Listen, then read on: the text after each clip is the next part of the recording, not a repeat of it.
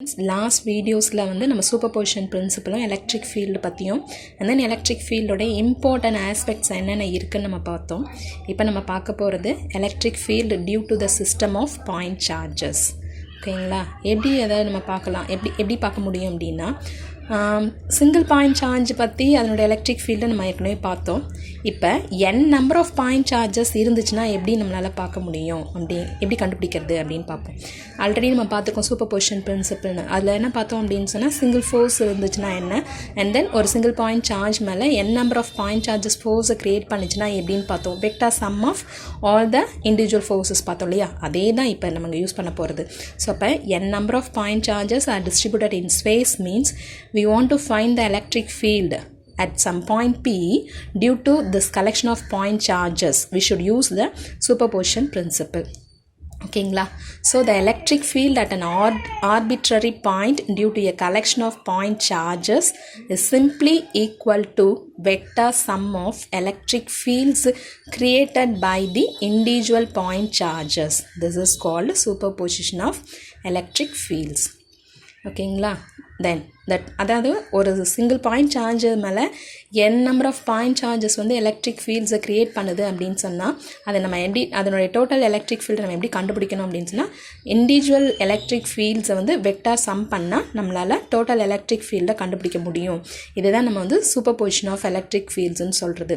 Now the total electric field at some point P due to all these n charges is given by, that means single point சார்ஜோட electric ஃபீல்டை கண்டுபிடிச்சோம் இல்லையா, அதே மாதிரி number of point சார்ஜஸோட electric ஃபீல்டையும் கண்டுபிடிச்சி வெக்டார் சம் பண்ணால் நம்மளுடைய டோட்டல் எலக்ட்ரிக் ஃபீல்டு கிடச்சிரும்.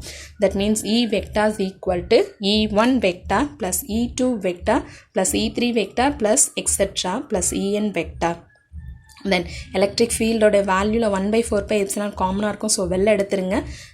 E total is equal to 1/4π Q1 by R1 P square into R1 P vector plus Q2 by R2 P square R2 P cap plus etc plus Qn by Rn P square into Rn P unit vector. Then finally E total is equal to 1/4π summation I is equal to 1 to n Qi divided by RIP square into RIP unit vector. ஓகேங்களா, இதில் R1P, R2P, R3Pலாம் என்னன்னு நமக்கு தெரியும். The distance of the point charges from Q1, Q2, Q3. Then R1P unit vector, R2P unit vector. So இது எல்லாமே நமக்கு unit வெக்டார்ஸுங்கிறது நமக்கு தெரியும். டைரக்டட் ஃப்ரம் Q1, Q2லேருந்து இது டைரக்ஷன்ஸ் டு P வரைக்கும் போகும். ஓகேங்களா, and now we move on next topic.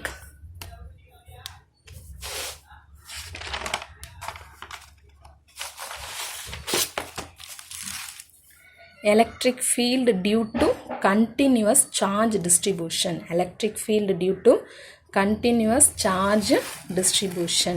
இப்போ ஒரு சிங்கிள் பாயிண்ட் சார்ஜ் இருக்கிறதே கண்டுபிடிச்சோம். And then group of charges இருந்தால் எப்படி கண்டுபிடிக்கலான்னு பார்த்தோம். இப்போ நம்ம பார்க்க போகிறது சார்ஜஸ் வந்து கண்டினியூவஸாக டிஸ்ட்ரிபியூட் ஆகிருந்தால் எப்படி பார்க்கலாம். That means the electric charge is quantized microscopically நமக்கு தெரியும்.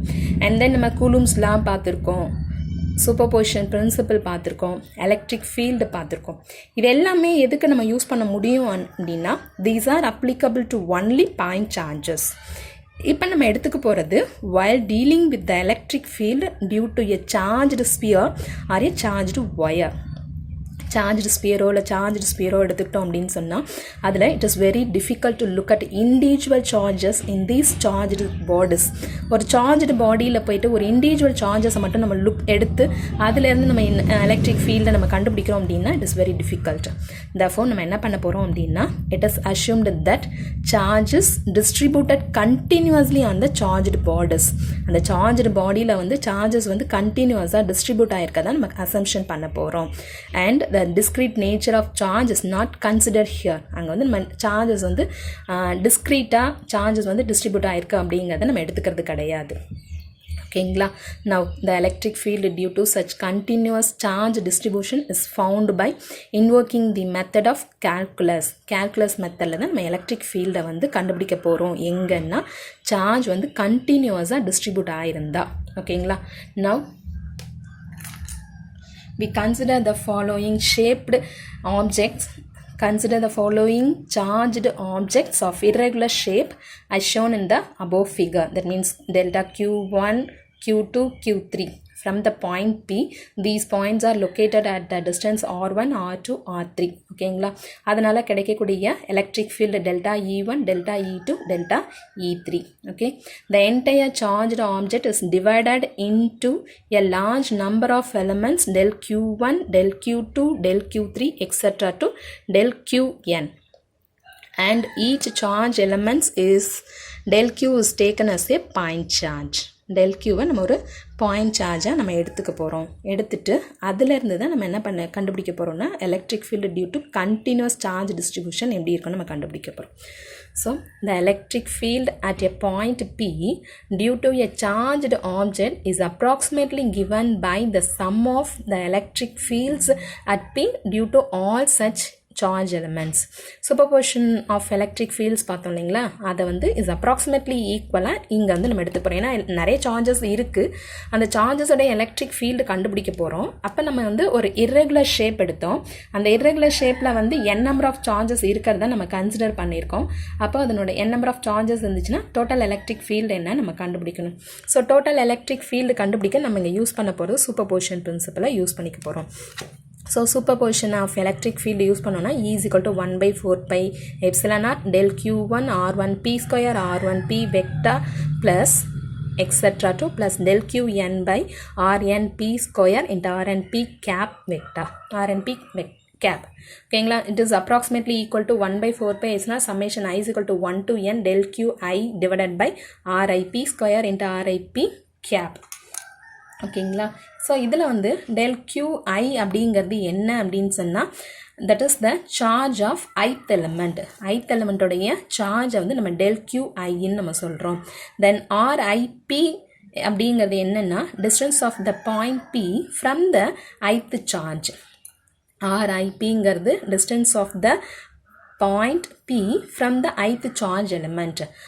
Rip cap அப்படிங்கிறது unit vector from ith charge element to the point P.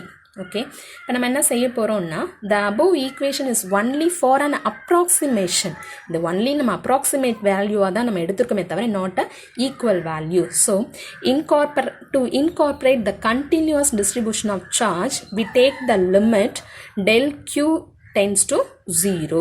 That means that will be equal to dq. So அப்போ அதனால் நம்ம இந்த லிமிட்டை வச்சு யூஸ் பண்ண முடியாதுங்கிறதுனால நம்ம என்ன செய்கிறோம்னா in this limit the summation in the above equation becomes an integration and takes the following form.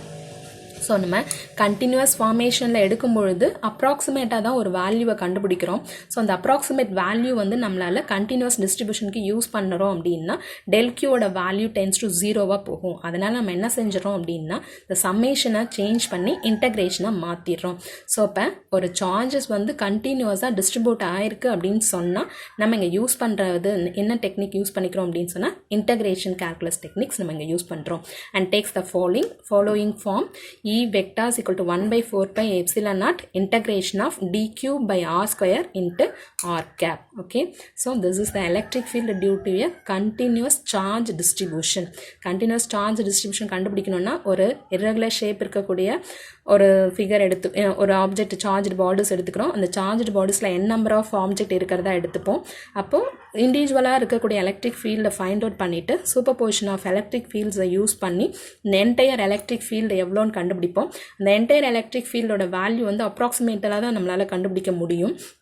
So அது அப்ராக்சிமேஷனாக இருக்கிறத நம்ம வந்து ஷியோர் வேல்யூவாக மாற்றணும். தட் மீன்ஸ் ஈக்குவல் வேல்யூவாக நம்ம சேஞ்ச் பண்ணுறோம் அப்படின்னும் பொழுது லிமிட்டை சேஞ்ச் பண்ணுவோம். லிமிட் வந்து del Q tends to 0வாக மாறும். அப்படி 0வாக மாறுதுன்றதுனால நம்ம அதில் வந்து சம்மேஷனை தூக்கிட்டு இன்டகிரேஷன் கால்குலஸ் டெக்னிக் யூஸ் பண்ணுறோம்.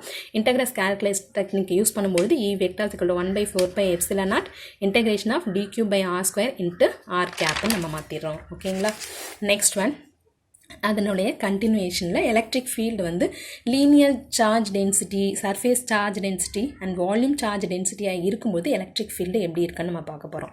ஓகேங்களா, இப்போது ஃபர்ஸ்ட் கேஸ் வந்து linear charge density. If the charge Q is uniformly distributed along the wire of length L. ஒரு ஒயர் எடுத்து அதில் வந்து சார்ஜ் வந்து யூனிஃபார்மாக டிஸ்ட்ரிபியூட் ஆயிருக்கு அப்படின்னு சொன்னால் then the linear charge density is equal to lambda is equal Q by L, that is charge per unit length, that is called as linear charge density. Therefore lambda is equal to Q by L, that is charge per length. The unit of linear density is equal to coulomb per meter. Okay va?